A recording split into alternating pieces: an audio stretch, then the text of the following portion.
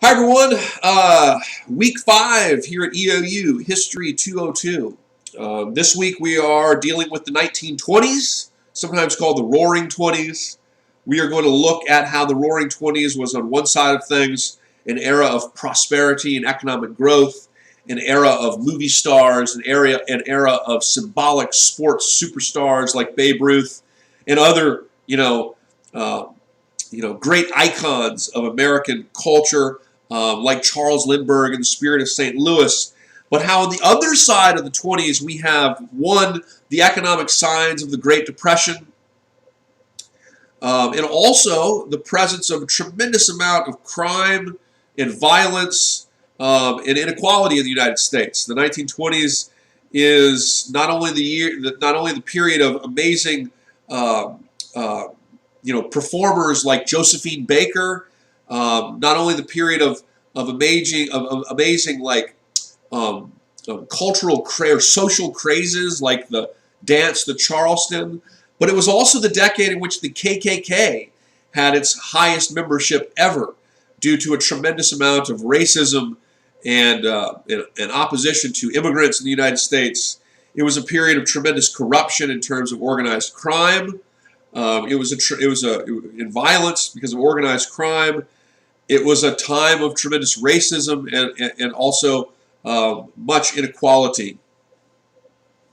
So we're going to look at the 1920s from this perspective. In one respect, the Roaring Twenties, the Jazz Age, a period of sexual revolution in the cities, a period of superstar athletes, movie stars, and performers, but also a period of violence, crime, the signs of the economic decline of the Great Depression, and also tremendous level of racism and anti-immigrationism and so forth. Reading for this week is from our textbook, Chapter 20. We also are looking at documents 130 and 136 from Voices of Freedom. Don't forget that the end of this week, on Sunday, the end of this week, paper option 1, if you choose to do it, is due. You have 3 options to do one paper during this course, and this is the first one. Your next one will come a week after the second test, and the following one will come alongside the last test. Remember, you write your paper using the document reader. So you'll go to the document reader, you will choose at least 3 primary sources from the section of that was dealt with that test section, and you will use those primary sources to write a 500 to 600 word essay that makes a brief but nonetheless interesting historical argument using primary source documents. I strongly advise that each of you do the first one or at least the second one. Don't wait till the last one. And if you do the first one and you do poorly, you can always do the second one, and I'll drop the lowest grade, and you'll get the grade will be raised because I'll keep the highest one. So if you do the second one after you do the first one, it can't hurt you. So I highly recommend you do the first one, get it out of the way. So if something happens, you don't have to worry about something occurring that would cause you to take a 0 or causing you to do the last one, and then you do the paper wrong and you lose a bunch of points or something like this. So so I recommend doing the first one. It's not a long paper. I want to see, what I'm really interested in seeing is that you're looking at primary sources and you're analyzing them and making a historical argument. That's what I'm really interested in. You choose your own topic, make your own argument.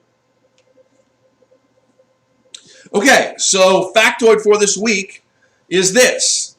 During the 1920s, one of the biggest, probably the biggest cause of organized crime and violence in places like New York City, most infamously, of course, in Chicago, with the gangs of Pollock, Joe, Saltus, and of course Al Capone.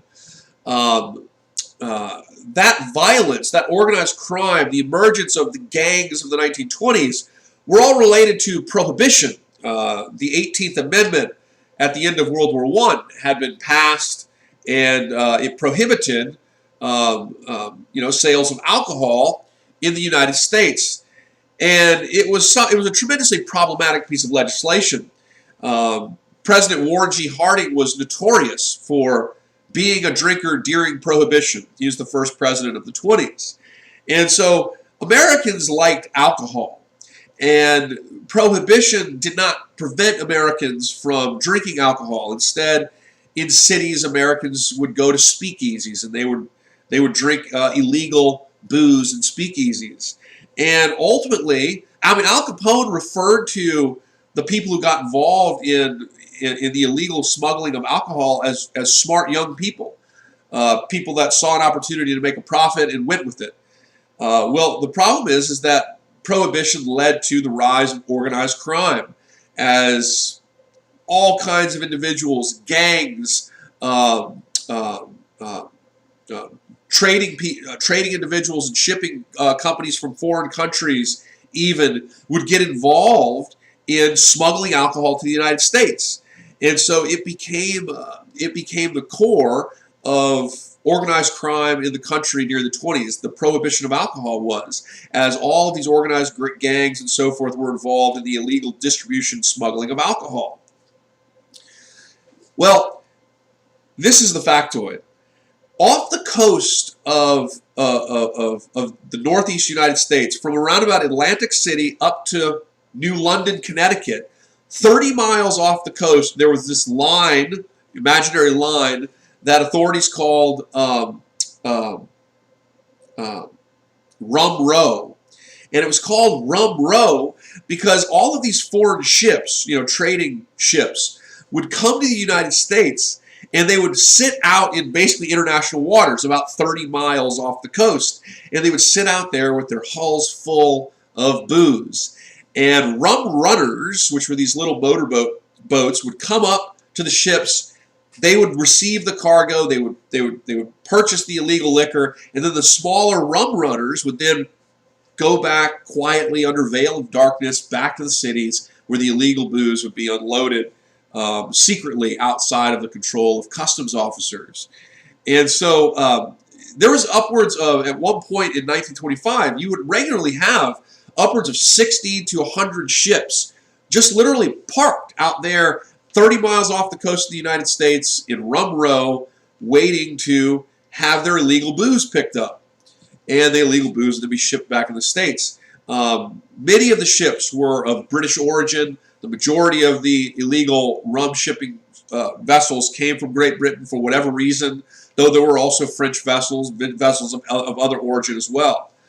So the factoid is Rum Row, the imaginary area 30 miles off the coast of the Northeast where foreign ships used to come to have the illegal booze picked up by rum runners and then taken back into the Northeast to fuel the appetite for alcohol that Americans, particularly in cities like New York City, possessed.